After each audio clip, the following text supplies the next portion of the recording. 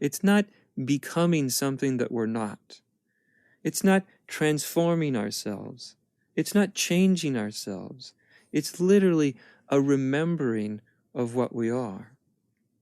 But at the moment of this remembering, if this remembering is authentic, it's not viewed as a personal thing. There's really no such thing as a personal awakening, because personal would imply separation.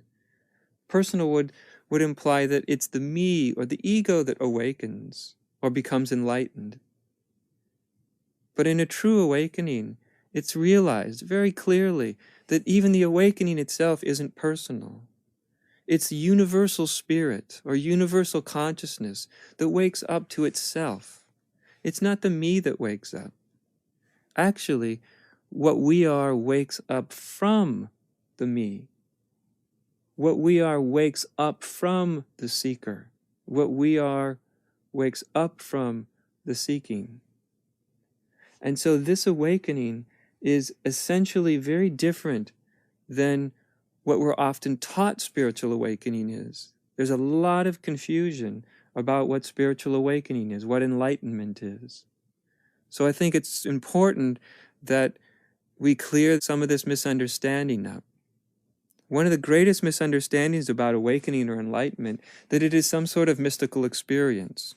That it's some experience that's akin to union with God, or merging with the environment, or dissolving into the ocean when you're looking at the beach and the sunset is beautiful and all of a sudden you just sort of merge into the environment.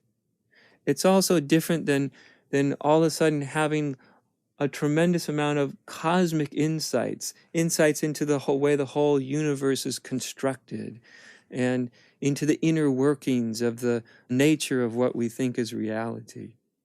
I could go on, but essentially what's important to realize that spiritual awakening is very different from a mystical experience. Mystical experiences are beautiful. They're really in many ways the highest experiences that a me can have. They're the most pleasurable experiences that a me can have.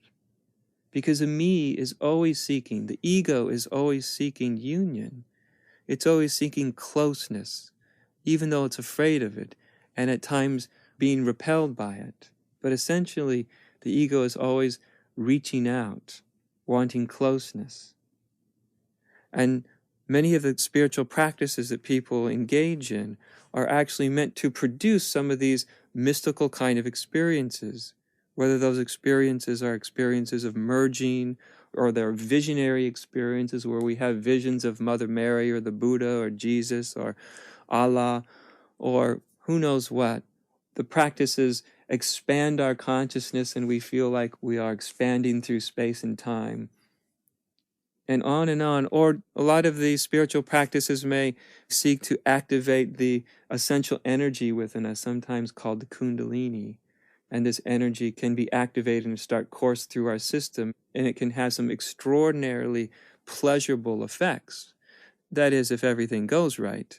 Very often when someone actively and assertively activates this innate, deep root energy, this Kundalini energy, the mere act of sort of forcing it awake or forcing it into the open will actually create a lot of problems in the energetic system.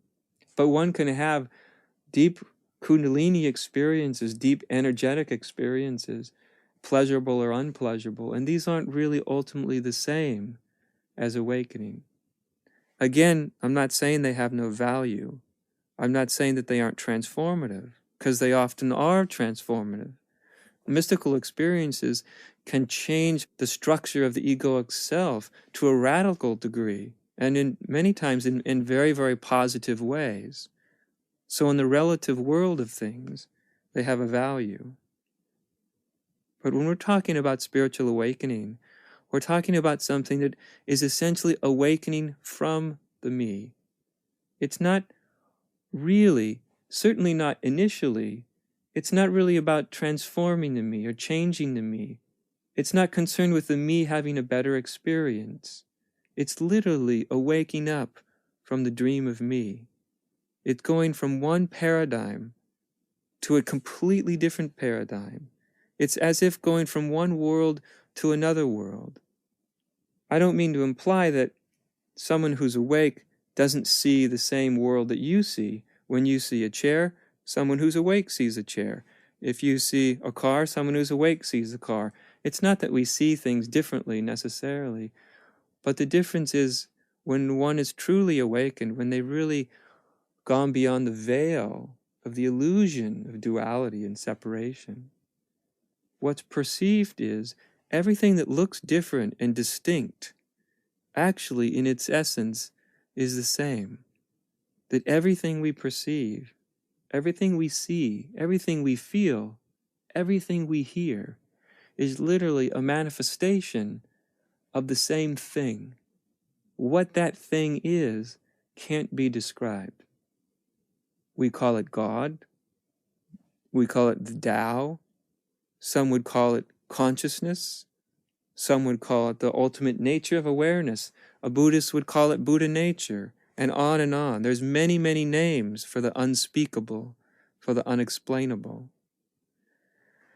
But spiritual awakening really reveals that that which is unspeakable and unexplainable is actually what we are. It is the unspeakable. It is spirit itself that wakes up.